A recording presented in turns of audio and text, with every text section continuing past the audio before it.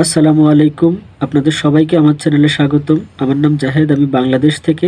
আজকে আমরা নতুন আরেকটা ভিডিও নিয়ে চলে আসলাম। আজকে আমরা যে ভিডিওটি দেখব সেটির টাইটেল হলো how the future India and Pakistan will look like.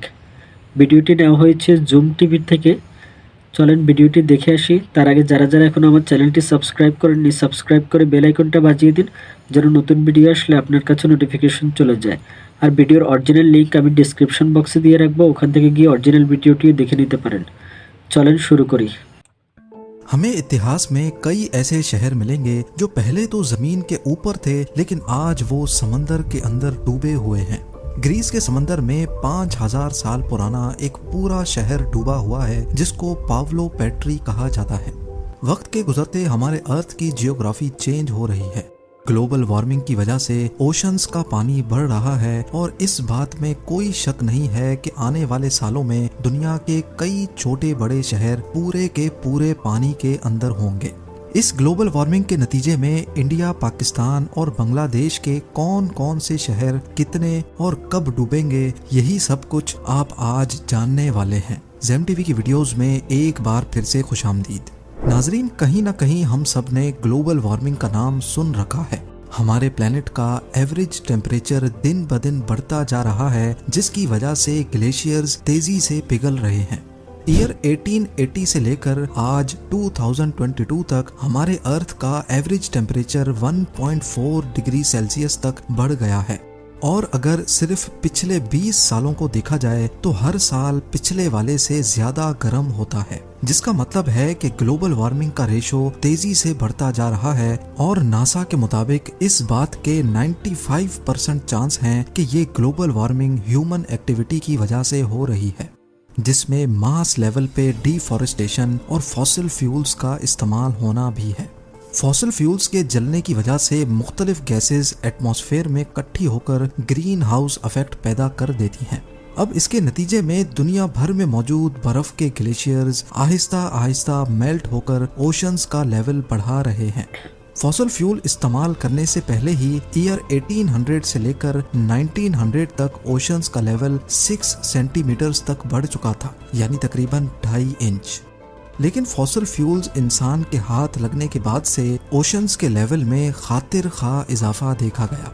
Year 1900 से लेकर 2000 तक ओशन लेवल्स में 19 सेंटीमीटर्स का इजाफा देखा गया है, जो पिछले 100 सालों के मुकाबले में करीब 3 टाइम्स ज्यादा है।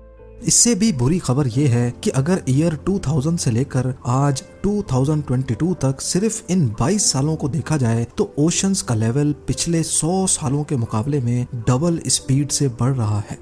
नेशनल एटमॉस्फेरिक एडमिनिस्ट्रेशन का कहना है कि अगर इसी स्पीड से ग्लोबल वार्मिंग होती रही और ग्लेशियर्स मेल्ट होते रहे तो ईयर 2100 तक हमारे समंदरों का लेवल 2.5 मीटर्स तक बढ़ जाएगा। और ये वाकई एक बहुत ही अलार्मिंग सिचुएशन है। यानी ईयर 2100 तक वो कोस्टल सिटीज जो बिल्कुल समंदर के साथ लगी हुई हैं और जिनकी एलिवेशन भी सिर्फ 2.5 मीटर या उससे भी कम है, वो आधी से भी ज्यादा समंदर के अंदर होंगी। जैसा कि थाईलैंड का कैपिटल बैंकॉक, यहाँ की एवरेज ऊंचाई गल्फ ऑफ थाईलैंड से सिर्फ 1.5 मीटर ऊंची है। लिहाजा ईयर 2100 में बैंकॉक कुछ इस तरह दिखेगा। बांग्लादेश के कैपिटल ढाका में बुरी गंगा रिवर के किनारे अच्छी खासी आबादी पानी के अंदर होगी। अजरबैजान की बात की जाए तो बाकू का ज्यादातर कोस्टल एरिया पानी की नजर हो चुका होगा।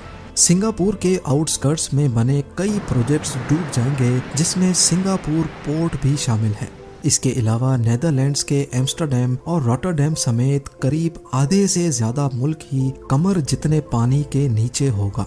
और मालदीव्स में मौजूद सारे आइलैंड्स और उनमें मौजूद रिजॉर्ट्स का तो नामो निशान भी नहीं रहेगा।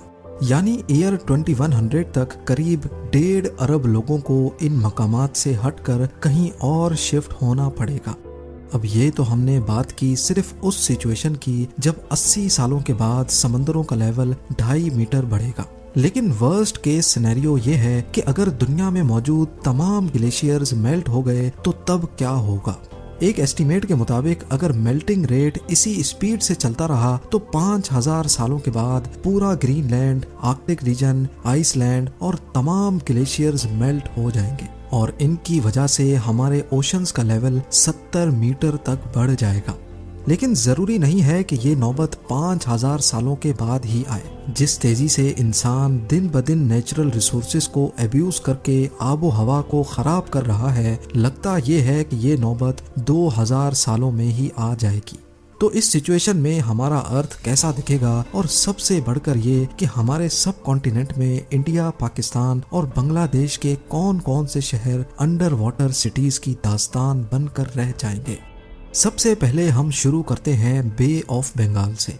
आपको शायद ये देखकर शौक लगेगा कि करीब पूरा का पूरा बांग्लादेश बे ऑफ बंगाल की लपेट में होगा, और अगर इसके कैपिटल ढाका की बात की जाए तो ये 30 मीटर 100 फीट गहरे पानी के अंदर डूब चुका होगा। इसके साथ साथ बे ऑफ बंगाल इंडिया के कई हिस्सों पे भी अपना कब्जा जमा लेगा। जैसा कि आप देख सकते हैं कि कोलकाता से लेकर माल्टा और पटना समेत मुजफ्फरपुर तक ये सारा रीजन समंदर के नीचे होगा। बे ऑफ बंगाल का कोस्ट जो आज बांग्लादेश और इंडिया पे लगता है, 70 मीटर्स बढ़ने के बाद वो नेपाल और भूटान का कोस्ट कहलाया जाएगा। इसी तरह जहां अभी ईस्ट इंडियन कोस्ट है, वो 50 किलोमीटर तक अंदर की तरफ खिसक जाएगा, जिसकी वजह से यहाँ भारी आबादी वाले शहर बुरी तरह से असर अंदाज होंगे।